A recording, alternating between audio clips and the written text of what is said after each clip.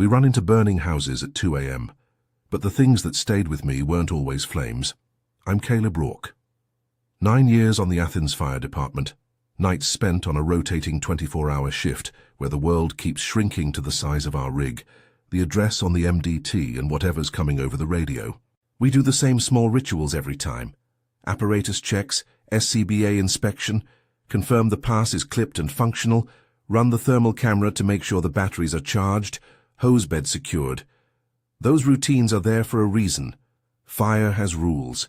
Heat rises, smoke layers, wood creaks before it fails. Learn the rhythm, and the rhythm tells you where to look. Most calls fit those rules. They let us go home. But some calls change how you see the rules. They make you doubt your training for a moment you can't afford to doubt it. They leave a mark under your glove that doesn't wash off with time. If you like behind-the-scenes emergency stories, hit subscribe. There's more. For now, stay with me. I need you to see how precise the world of fire is, because that precision is what makes the exceptions so unsettling.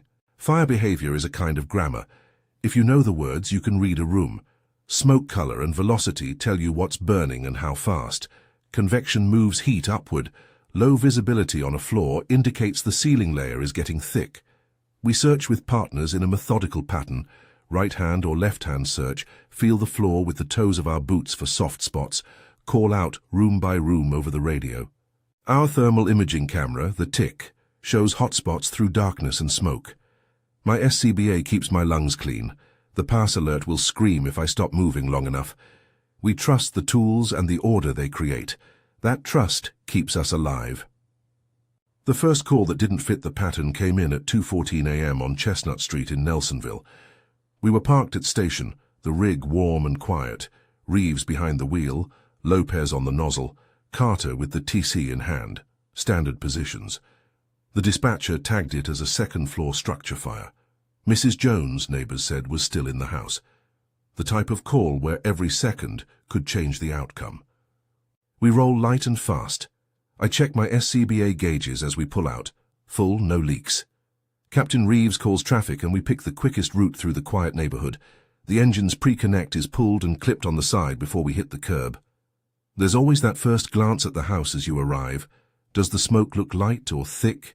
Is the flow path obvious? Do you see victims? That night the house had thin grey smoke curling from the eaves.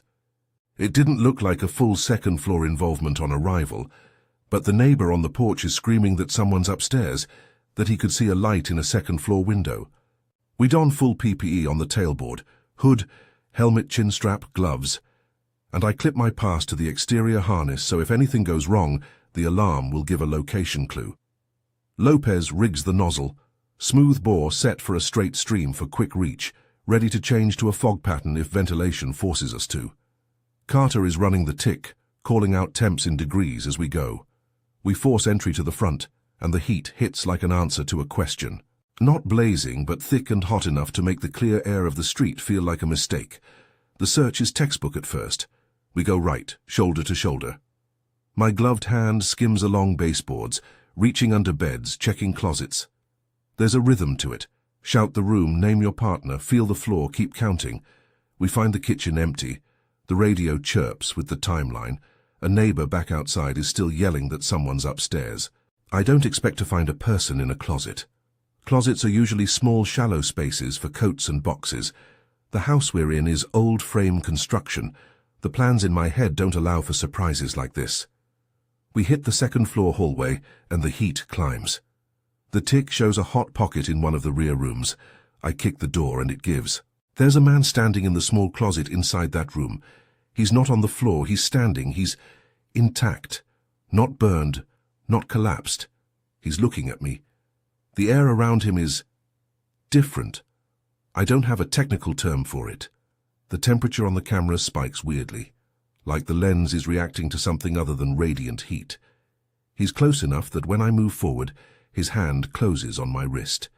His skin is hot, not a linger of heat from a typical burn. A searing, immediate warmth that threads through my glove and sets the soft polymer lining to sizzle under my palm. He says very plainly, "You left." I don't remember answering. I remember the weight on my wrist and the smell of something like clothes that have been in a furnace. I remember trying to pull away because a person in a crisis is supposed to be assisted, secured, and removed. Then he crumbles.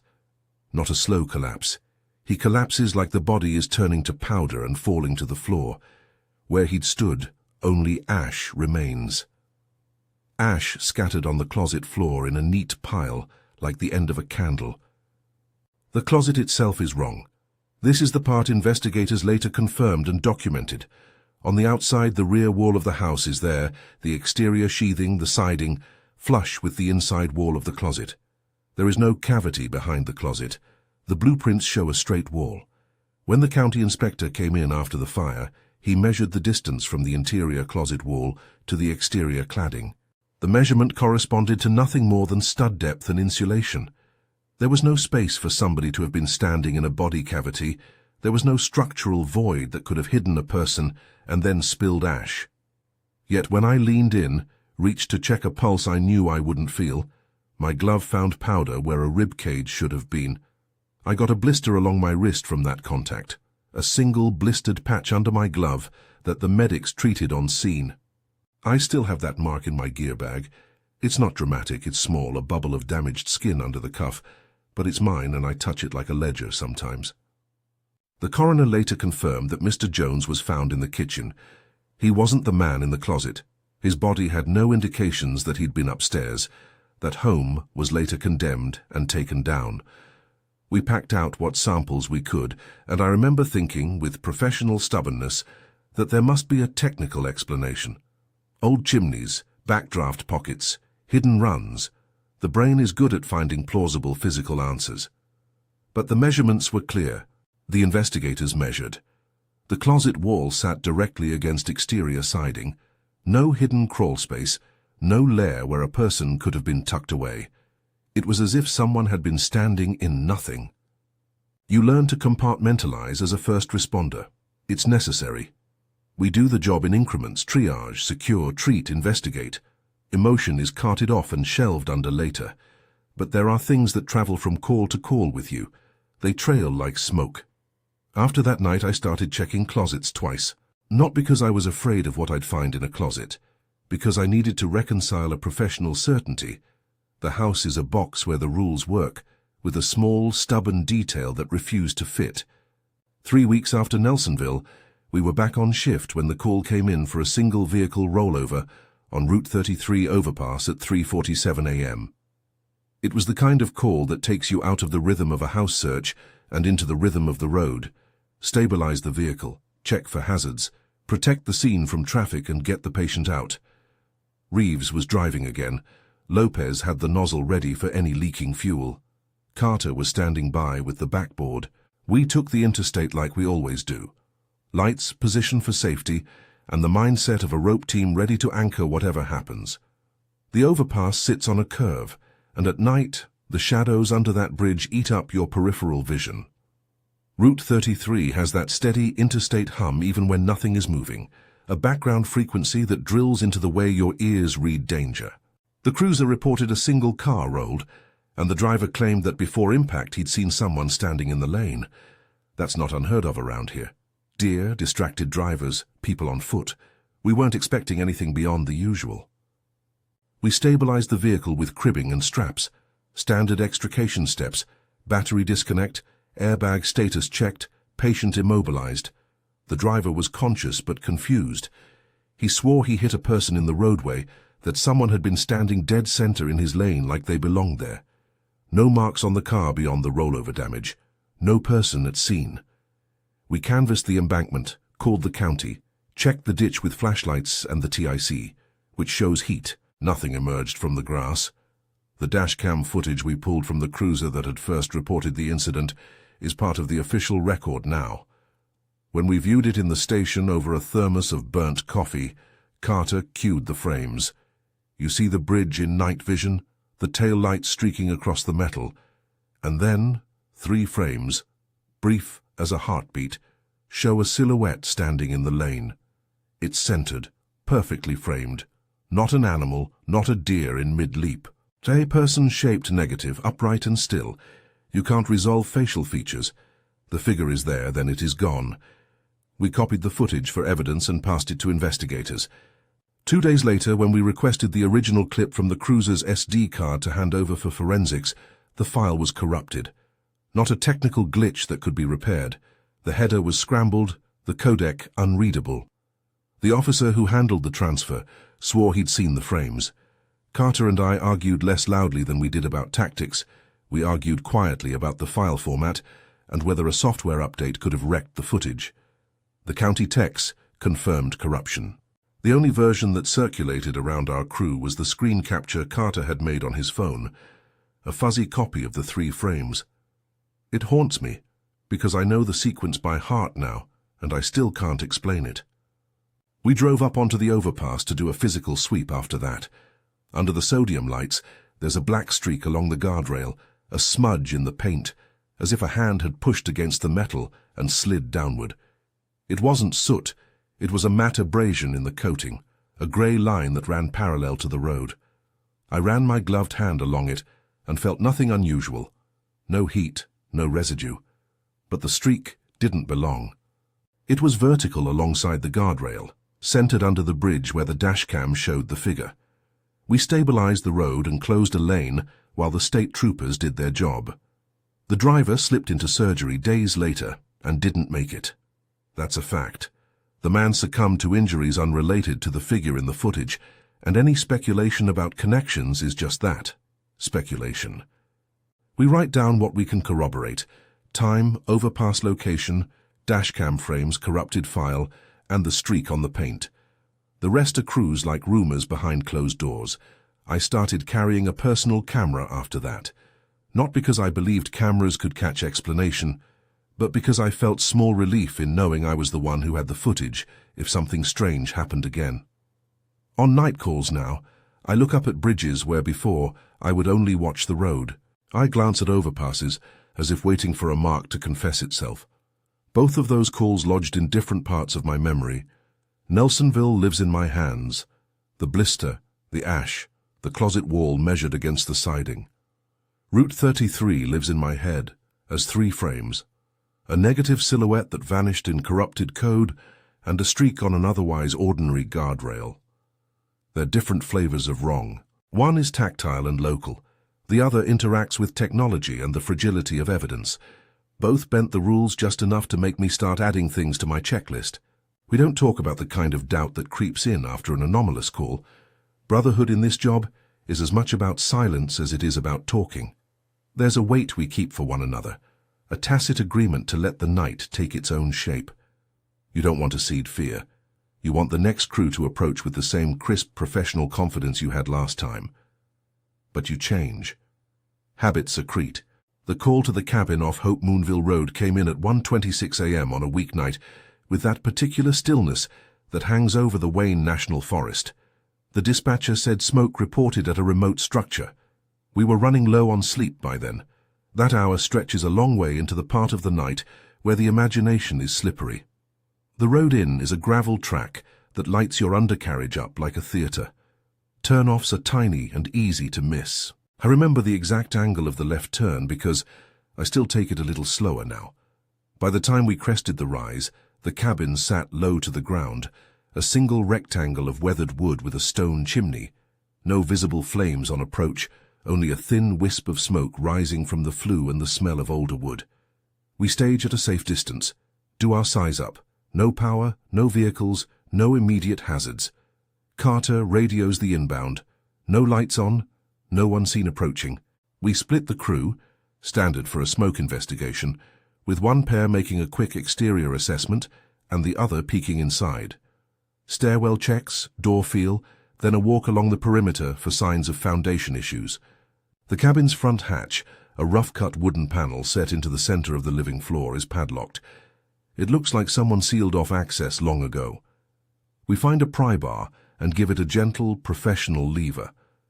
The radio begins to hiss with static, as if the trees themselves are snagging the signal. Carter mutters about getting a weak read on our portable while he toggles channels.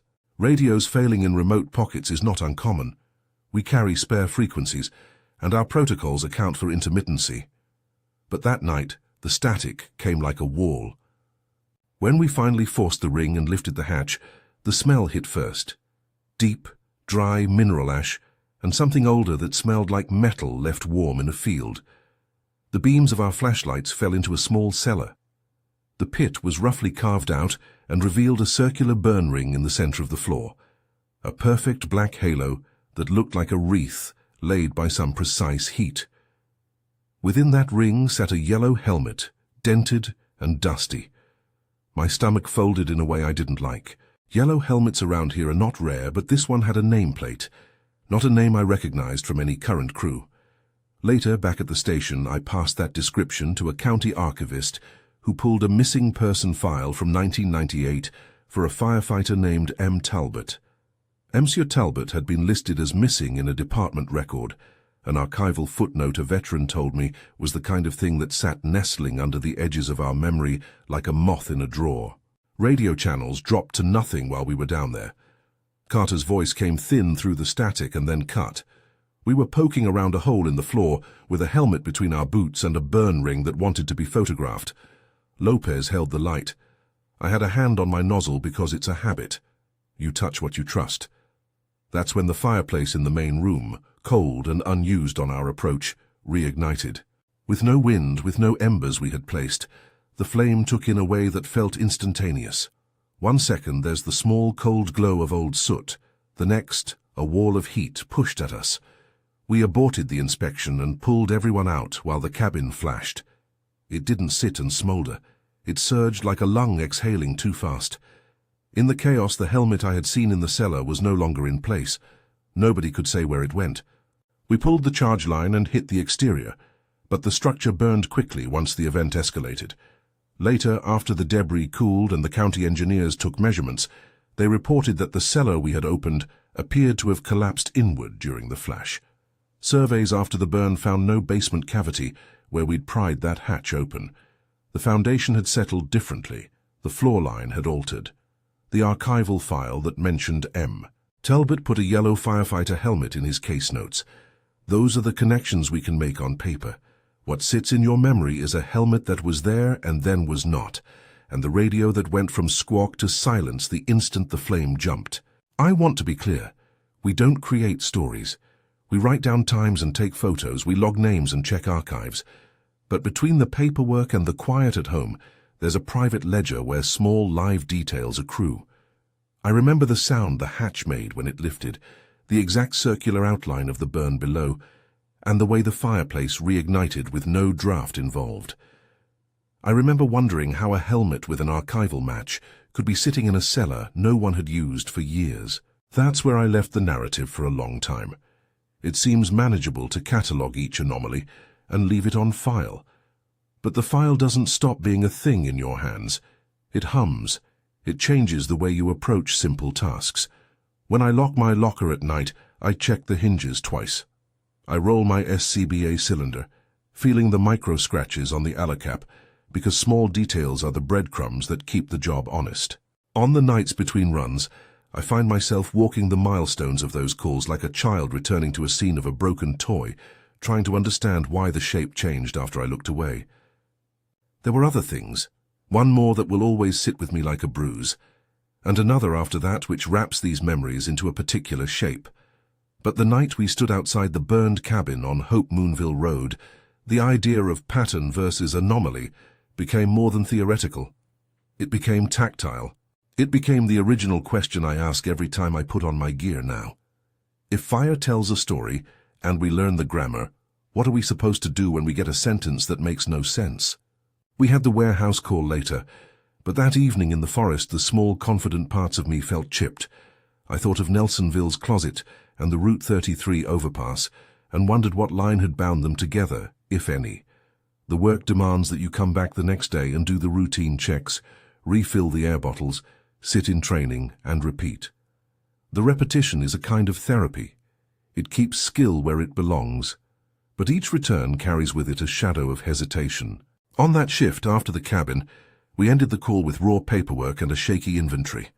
We labored through the overtime notes and the evidence bags and the chain of custody forms. We signed our names on things we barely understood, and we told the story to one another, The way you do in the engine room late, voices low, knowing the walls keep nobody but us. We nodded at each other's versions, because that's another ritual. Acknowledgement without spectacle. Brotherhood doesn't require agreement on what maybe happened.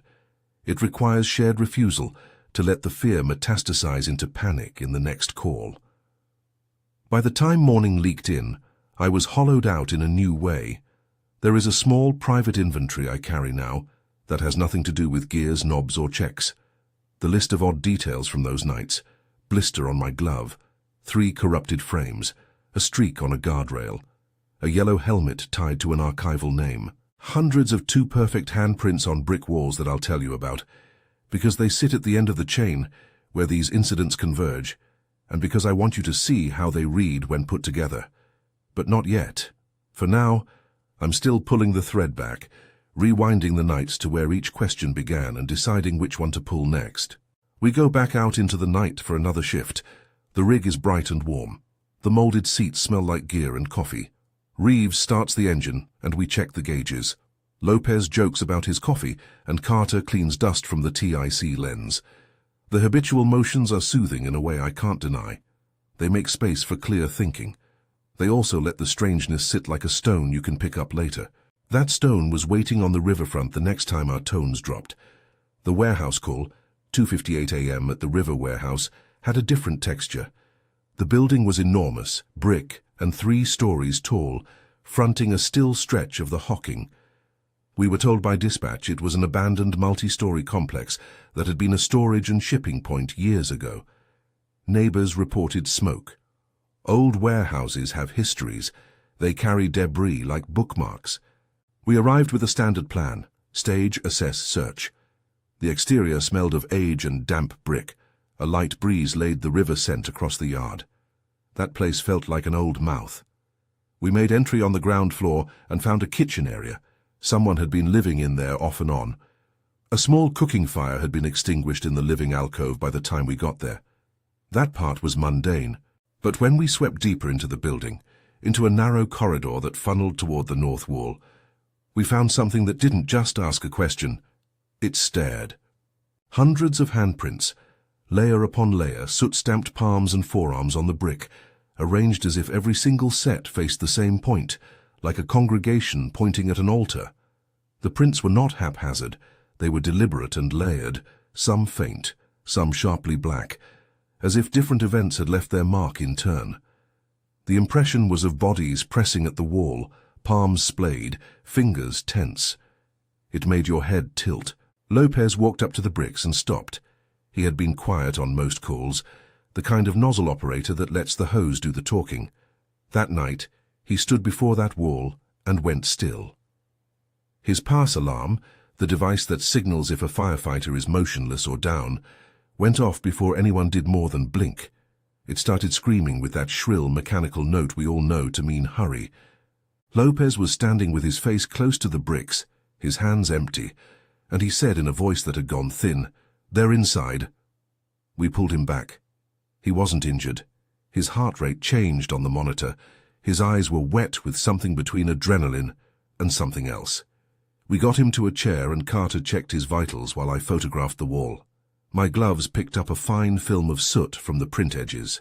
The bricks themselves radiated a dry heat that didn't register on the TC as a focal point like a fire does. It was more like a built-in warmth that had settled into mortar. Then, as quick and as clean as before, a cracking sound began, a hairline splitting across the brick mortar near the center where all the prints converged. The wall grew warmer to the touch under our gloves, and then a flame licked through an interior seam. We hadn't seen an ember light. We had seen bricks that would not hold. We dropped the line, retreated, and toggled defensive operations as the interior flashed. The warehouse burned fast in sections, hungry for the old timber and accumulated detritus. When the county later took down the burned portions and catalogued material evidence, the bricks removed from the section with the prints showed no handprint residues on them when inspected in the daylight. They were clean in the way things that have been removed and documented can be made to look, as if the prints had never been there for anyone to see now, except in the photographs I and the team took that night. Lopez requested a transfer shortly after. He was a steady operator, but he couldn't shake the images. We respected his choice. The department is small and rumors about whys don't help anyone. We keep quiet about such things, but none of us can forget the sound of his pass alarm slicing through the air, the way the bricks seemed to answer when he spoke. These calls aren't monsters you can name and lock away. They're a cluster of tangible anomalies, a missing cavity, a corrupted file, a helmet matched to a missing file, a wall that seemed to answer to touch. Each has evidence attached that points to normal processes, measurements, photographs, coroner reports, and each has a wrinkle. We still ran our jobs after all of it. You can't not run the job. The next car crash, the next cooking fire, the next yard light that went out, you still go. But those details added caution where none was warranted by protocol. I would check a closet twice, not out of superstition, but out of a new habit of corroboration. I'd look up at an overpass. I'd carry a personal camera tucked in a pouch on my vest because I had watched a file corrupt and felt naked without a backup. It's a small, practical attempt to skirt the edges of doubt with proof. At home, the nights are sometimes worse. You go over scenes the way someone replays a song. I replay the hiss of the river next to the warehouse and the way the bricks faced one point. I replay the man in the Nelsonville closet gripping my wrist and the ash sifting to the floor. I replay 3 frames of a dash cam and the empty stretch of guardrail. My wife says I smoke too much. She calls it bad for me. She calls it all sorts of things that are true. But these recollections are not dramatic. They're not the stuff of horror movies. They're the quiet, persistent questions you can't file under protocol. There's a difference between skepticism and closed-off thinking. I'm the kind of person who wants a forensic explanation. I don't believe in easy metaphors, but I also will not pretend that every parameter has been accounted for. When measurements and archives and corrupted digital files collect around a string of events, you have to be honest. Something is unresolved. The honest part is the hardest. It doesn't offer closure. It offers only the next question and the next morning's inventory to go with it. Our department doesn't publish a file on anomalous calls. We record facts, date and time and sign the run sheets, but the calls stack and we carry them in ways the paper won't catch. I carry them in a locker with a scratched helmet and a worn pair of gloves. I carry them in the way I walk through a house, checking closets twice and looking up at bridges even when traffic is light. The men who rode with me that year carry their own pieces. Carter keeps the screen capture of the dashcam on a private folder. Lopez moved on. Reeves keeps the quiet of command in the way he studies maps now. There's more to tell. There are details that thread the whole set tighter. A science of fire observation that refuses to explain everything, a piece of archival history that gives eerie context, and an aftermath that shifted how we respond in small ways. Those things come together in a way that isn't resolved by policy or paperwork. They leave a scar of unease on routine. I don't have a tidy conclusion. I can tell you exactly where we found the ash in the Nelsonville closet, how warm the grip was on my wrist, and how the embers in the Hope Moonville fireplace flared up without draft. I can show you the corrupted file, the guardrail streak, and the rounded circle of soot in the cabin cellar. But I can't tell you why these things occurred. I can only tell you what we did in response, what the evidence said, and how it changed us. The next time the tones go off in the night, and the world narrows to an address and a street name, that roster of small anomalies comes with me. It sits behind the standard checks and the tactical decisions like a low hum. The route we take becomes as important as the route for the patient. The tools are the same, but the vigilance is different. We still check vehicle stabilization and battery disconnect, still carry tactical extrication gear and the pre-connect line. But I also keep my personal camera ready now, and I glance at overpasses on every dark stretch of road. There's another call coming up in this story that ties some of these threads together in a way that's harder to shake. It's the one with the handprints that faced a single point, the one where a team member froze in front of a wall and the building responded.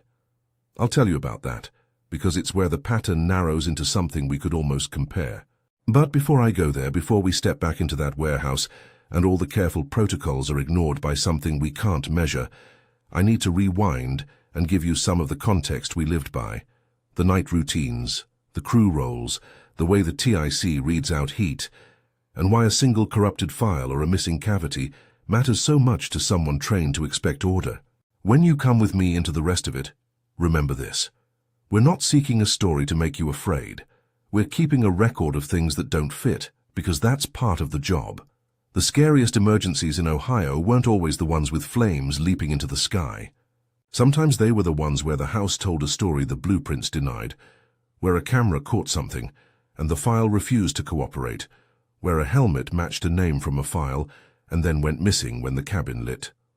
Those nights taught me that duty requires you to act in spite of ambiguity, and that sometimes the only honest thing you can do is report what you saw and keep watch. And watch we did. The next shift after the warehouse, 3 of us sat in the back of the engine and talked in whispers about bricks and prints and why a human mind tries so hard to make patterns. We debated equipment calibration, environmental variables, and human error until the words got thin. Then we did what we always did. We cleaned the gear, recharged the bottles, and rode out the next call. There's one more night I want to tell you about. The one that left the handprints on my mind the way plaster dust clings to the throat of a shirt. But that's a story that needs you to be present for the details. The way bricks look under a flashlight, the hush of the river, the exact pitch of an alarm when it starts to scream. If you want to hear that next piece, follow along. I'll take you back to the river, and we'll walk the burned floors again, step by careful step, and I'll tell you what we found and what we didn't find, and why some things never quite settle the way a good report should. The river night sits in my head with a weight all its own. We'd already seen walls that misbehaved, and doors that didn't tell the truth. This place was the one where a human shape seemed to press itself into brick and stay long enough for the building to answer back. We arrived at 2:58 a.m. The time is exact because we write down everything, and the warehouse presented itself like a dark tooth along the hocking. 3 stories of old brick, windows like blind eyes. The river breathed a low mist across the lot. The wind was thin, and the only sound was the water and our boots on gravel. It doesn't feel cinematic in the flesh. It feels ordinary and heavy, a place people have left room to decay. Initial size-up was routine. One of our guys had put out a small living area fire before we got there. There were signs of transient occupancy, some charred bedding, an overturned propane can. We staged a handline at the door and did a quick sweep. Entry, shoulder-to-shoulder, methodical room checks. The building is a tangle of corridors and storage rooms, where a flicker can hide under an old tarp. That sucker mouth feeling you get at an old industrial site. It's thick, like a scent in the gloves. We moved down a narrow corridor that funneled toward the north wall. The corridor light was our headlamps, and the TIC's artificial glow cutting through layers of dust. That wall stopped everything. Hundreds of palm impressions layered, a map of hands stacked like pages. The prints weren't random. They all faced a single point. Fingers splayed, varying depths and ages, some nearly erased by soot that had been left behind and then darkened again. They read like a congregation looking at one altar. Lopez, who was usually steady as a set spigot, walked up and then just stopped. The pass went off. Not the short chirp you get from a dropped tool. I mean the full alarm that tells everyone on the rig to move. It cut the night, a high, anxious whine that makes you check your own chest. He stood there, still as a statue, eyes fixed on that same point. He said, flat and small, "They're inside." That's not the kind of language a nozzle operator uses in normal checklist speak. It's the kind of sentence that cracks the professional shell. We backed him out. Carter pulled vitals, I took pictures. Reeves called command. The wall had a dry heat to it that the TIC didn't pick up in the way a fire does. It didn't show a hot spot the way a running blaze registers. It was more like stored warmth. A sense of old energy settled into mortar. Then, almost imperceptibly, a hairline crack threaded across the mortar where all the palms converged. You could feel the sound more than hear it, a small fracture that spread like the first whisper of a storm. We touched the bricks and the seam warmed under our gloves, and then a seam opened and a little flame licked at the edge, as if the wall had been waiting for anyone to notice. We didn't try to put that seam out from the interior. We weren't reckless. We pulled back, fed a defensive line, and attacked the fire from outside as sections lit. The building burned in fits and starts, sudden, hungry, then sputtering, and the way the flames moved felt like reaction rather than cause. When the county later dismantled the damaged section, the specific bricks that had held the handprints showed nothing. In daylight inspection they were clean, scrubbed of soot, as if the prints had never existed beyond our photos and memory. That's the maddening part. Oily, tactile evidence that disappears under the tools of post-incident analysis. After the run, we sat in the engine bay with the heater on, despite the warm gravity of the incident. We passed around the photos, looking for explanation. Some people offered reasonable ideas: previous staging of materials, pranksters with soot, repeated attempts at signaling. Others, quieter, offered no theory at all. Nobody wanted to say that a wall could answer a look. We didn't invent the descriptions. We just told what we had seen.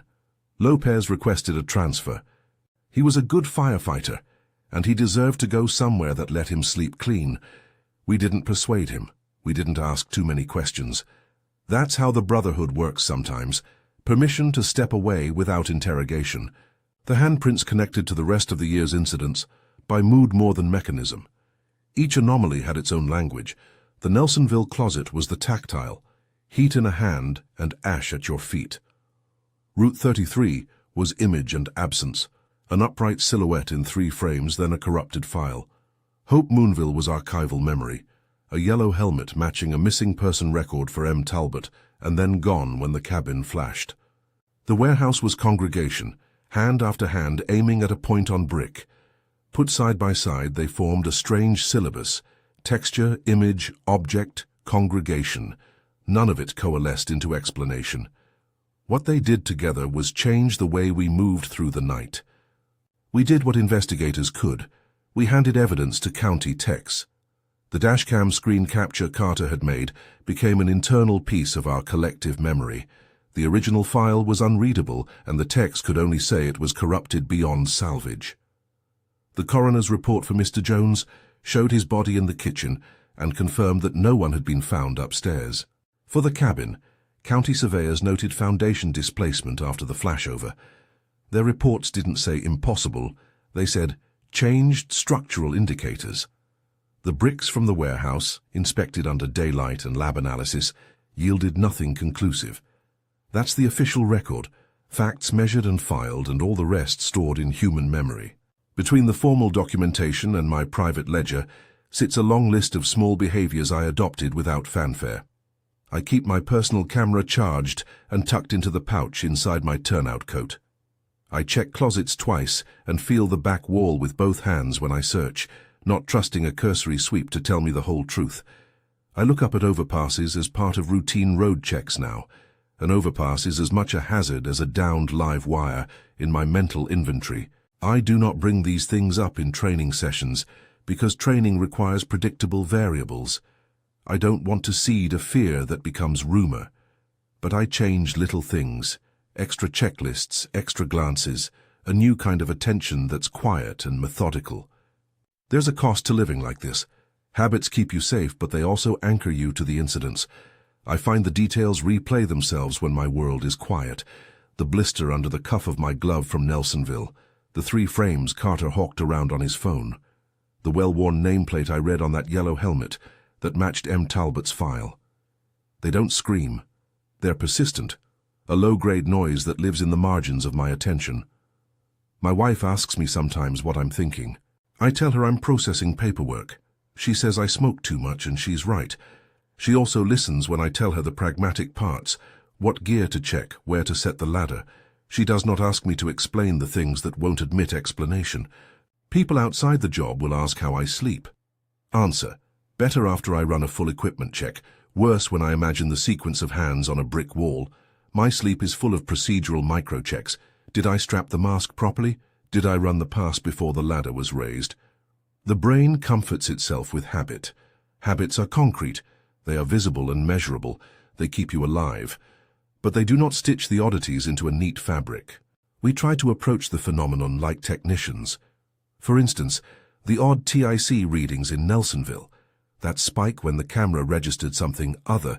We had the unit calibrated and tested under lab conditions. The results came back within operational tolerances. That did not explain why the thermal gradient looked wrong in the moment, or why the sensor seemed to react as if to some non-radiant stimulus.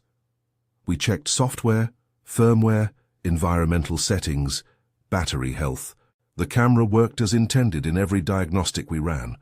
The reading remained a memory that refused to line up with instrument data. The corrupted dashcam is the kind of thing that gnaws at you. Digital evidence offers the comfort of reproducibility. Files can be played back, slowed down, enlarged. We like that in emergency work because reproducibility equals understanding. When a file disappears or the header is scrambled, so forensic tools cannot repair it, you feel a kind of existential theft. A piece of objective reality has been made subjectively inaccessible. You can keep the screen capture Carter made, but a phone recording of a clip is not the same as the original feed. It's a second-order artifact. We archive everything we can now. Carter keeps his copy on a private drive. I keep my own footage tucked away. It's both a practical habit and a small talisman against the vulnerability of digital memory. Archival work was the most surprising route for me. The helmet found in the Hope Moonville cabin pulled on a thread of history. I sat with a county archivist and combed through old incident cards, typed notes and microfiche. Talbot's file was thin, the sort of record that sits at the edge of a department's institutional memory. A note of someone missing decades ago, initials instead of a first name, a last assignment scribbled in the margins. The archivist was unimpressed by mystery. She catalogued and cross-referenced. Her job was to make the past legible. She told me what she could find: dates of service, last known station, a mention in a roster, and then handed me photocopies. Nothing sensational. Nothing miraculous, just paper. But paper can be a strange thing. It legitimizes the object you found in a cellar and keeps the helmet from being only evidence in a story that might otherwise be dismissed. There's a tension that lives between the kind of person I was trained to be, analytical, methodical, relentlessly pragmatic, and the slow human reactions that such incidents provoke. Some colleagues coped by joking, others set their jaw and did extra drills. A few, like Lopez, chose distance. I don't judge. We all found ways to hold the job without it swallowing us. Brotherhood in the engine room is as much about respecting those personal boundaries as it is about shared training. We stand by one another when the alarms cry and when the after effects land heavy in the locker room. Do the incidents change the department's protocols? Not officially. We still follow NFPA guidelines, still perform cylinder checks, still run the same search patterns and ventilation sequences. There was no memo mandating new searches for closets or overpasses. We don't operate on superstition. We rely on the science and the chain of command. But a thing like an anomalous run alters the culture in quieter ways. Extra redundancy on documentation, more attention to individual reporting, a private insistence among some of the crew to carry supplementary recording devices. Those adjustments are human responses, not policy shifts. I have thought about how someone outside the community hears these stories. They might expect me to crown them with a single explanation: mechanical failure, misperception, hoax, or something beyond the frame of ordinary physics. I don't have that.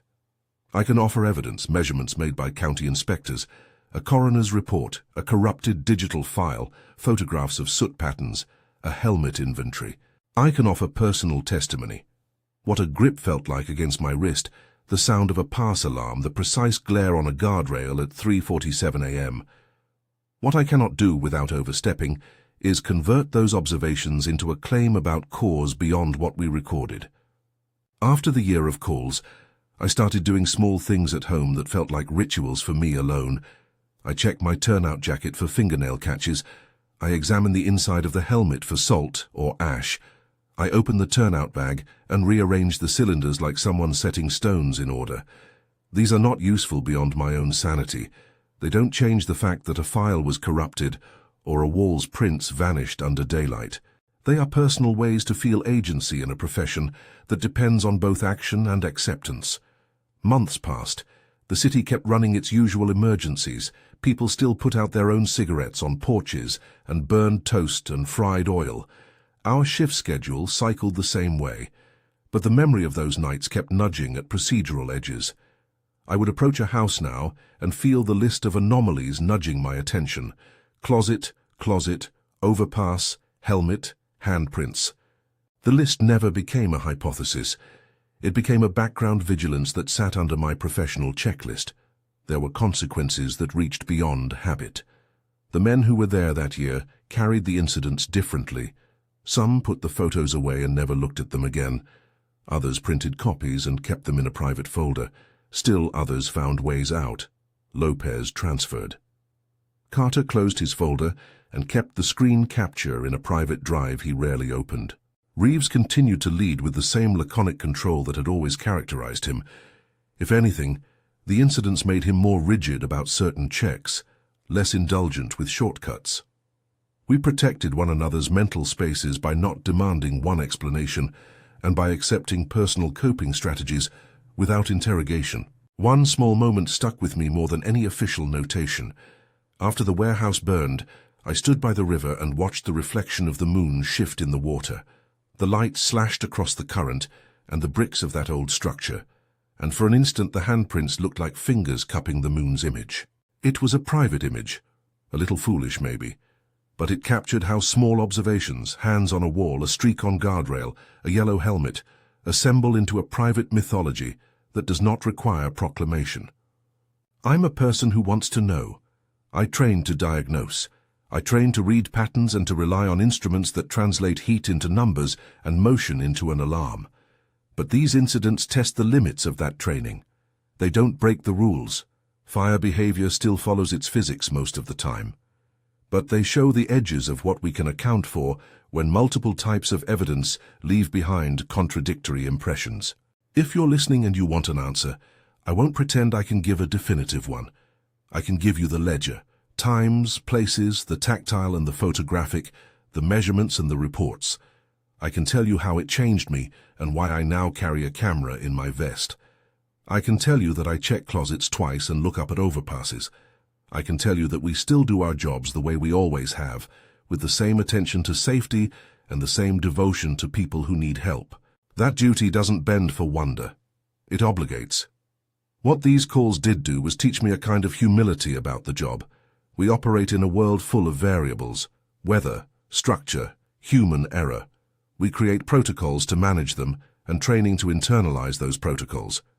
But when anomalies accumulate, when tactile evidence collides with clean lab reports, you learn a new kind of humility, the willingness to catalog what you cannot yet explain without letting that lack of explanation erode your duty. You continue to show up. You accept that some things will remain unresolved. You carry those unresolved items like a private ledger. So what do I take from all of this? Now that I've been carrying the ledger for a few years, I keep my gear in good order. I read a fire like it's a sentence I know half of, and I accept that other sentences might not finish the way grammar predicts. I hold on to professional clarity because it's the ballast that keeps the oddities from becoming fear. I respect the men and women who step away when the night collects too much for them to carry, and I respect the ones who stay and keep showing up. I keep asking questions in a practical way. Calibrate, recheck, document, photograph, hand the evidence off to the proper authorities. Sometimes, when I'm alone in the engine bay at dawn, I run my fingers over that blister along my wrist. It's small, and the scab has faded into a shiny patch that doesn't mean much to anyone else. To me, it's a ledger entry, a reminder of how close a body can be to a thing that makes no sense. I go through the motions for a reason. Habit is the scaffold that keeps the job steady, but the odd nights live in the margins and pull at the ends of the scaffold, and they teach me something else, that duty often asks you to act in spite of ambiguity. If you've made it this far and you want more of these kinds of nights, more runs, more procedural breakdowns, more raw accounts from people who've been at the edge of what seems explainable, subscribe to the channel. I'll keep passing on what the logs say and what my own hands remember. If you want a deep technical follow-up on the equipment we used, or a breakdown of the tactics we deployed on any of these calls, drop a note in the comments, and I'll put together a focused debrief.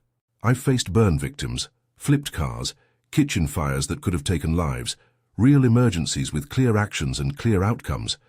Those calls are scary because of the stakes, life or death.